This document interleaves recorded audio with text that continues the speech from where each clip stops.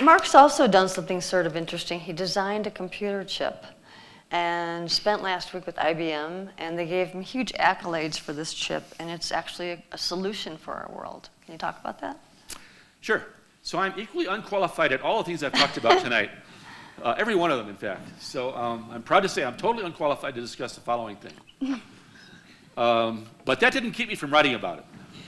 So about a year and a half ago, it occurred to me that in computing, we had run out of, it's pretty boring if you're in computing right now. We've had essentially the same chips, the same kinds of programming, the same problems. It just gets bigger and bigger and bigger. So it goes faster and faster and faster. That's really boring. It's not a qualitative change. It's just an incremental change. And it struck me that we had a major issue here because we were facing huge problems in the world that our computers weren't qualified to deal with. And so what do you do? So we needed a new kind of chip.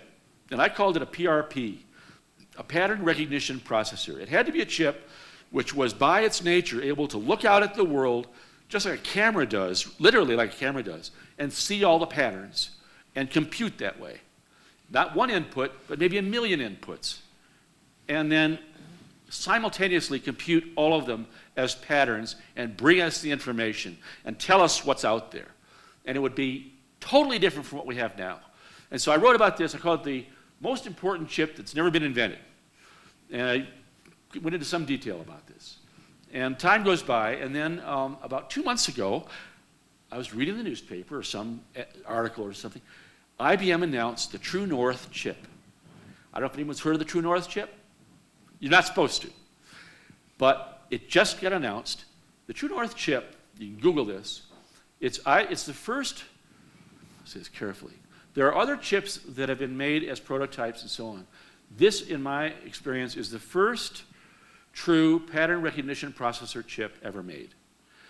And when IBM saw the issue, the SNS issue, they said, this is a prophetic description you've given us, so come on over. So I get a chance to go to Almaden Labs a couple days ago, and they did their launch of the True North chip, and they had people from all over the world who are experts in chip design.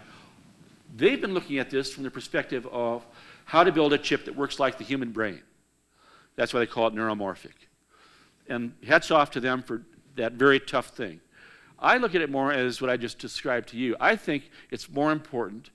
I'm glad they're learning lessons from biology, that's good, but what's really important is they've built a chip which is exactly, in part at least, exactly what a PRP would be. So it can look out at the world and see the world's patterns and tell us about them in ways that we didn't know. And the result of this is going to be that we're going to have information coming to us we never expected about the world. It'll see things that will create new sciences and new information within sciences that we didn't have a clue of. That's the good news. The bad news is we may not ever know why those things are true, or maybe a lot of work for us to go back and figure out why those things are true. But the good news is they will be true.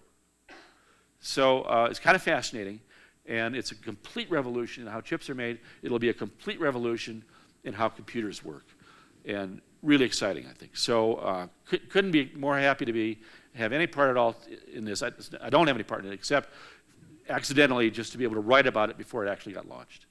And so it's, I had a good time at IBM, and I think if you're interested in computing, watch for neuromorphic chips and where they're going.